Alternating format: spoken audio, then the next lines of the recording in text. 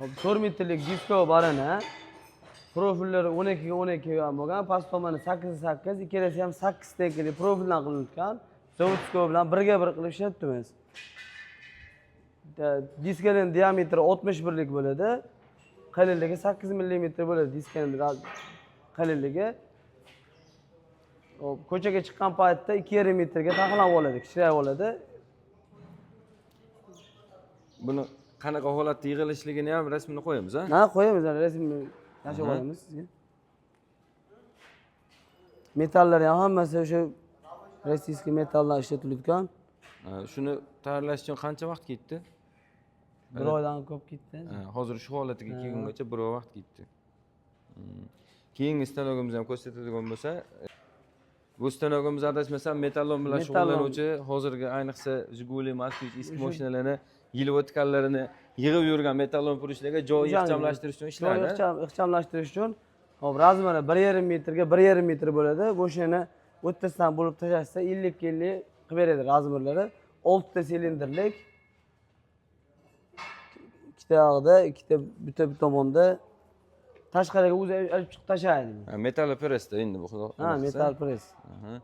Motorlari qanaqa buni? Motorlar 30 kilovatlik MPN asosida qo'yilgan. Buni ham buyurtma asosida tayyorlab bersangiz. Buyurtma asosida kichikroq, kattaroq tayyorlab beramiz. Hop, keyingi stanogimizga o'tamiz. Bu tomondagi adashmasam sintofon uchun ishlangan pressovoy apparatimiz, ha? Bu sintofonga tayyorlaganmiz. Razmerlari 1,70 ga 1,10 bo'ladi. Shunga zakaz shu edi, kattaroq qilib bering deb. Zakaz asosida tayyorladik. Bundan kichikroq, kattaroq qilsa ham bo'ladi razmerlarni.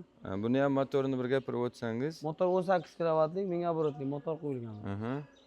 Asosan sintofon uchun ishlaydi bular. Bu sintofon uchun ishlaydi. Rasmlarni tashab beramiz, buni ham qo'yamiz. Hop, keyingisi bu disko baranamiz 3 metrlik pritsepnoy varianti. Bu tayyor holat, ha, o'zi? Tayyor holati bu. Buni tayyorlashga qancha vaqt ketib qoldi? Bunga ham 1 oy vaqt. 1 oy vaqtda shuni tayyorlab, aniq qildingiz.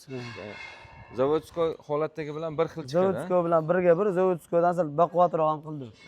Diskalari ham, diskalari 51 lik diska qo'yadi, biz 61 lik diska qilib qo'ydik. Bundan oldingi bir yasaganingizni ko'rsatgandingiz, orqa tomonda g'ildiraklari yo'q edi. G'ildirak yo'q edi, ha, o'zi navesnoy o'zi edi. Bu pritsepnoy qilib, shunga zakaz tushdi. Pritsepnoy qilib qildik-da.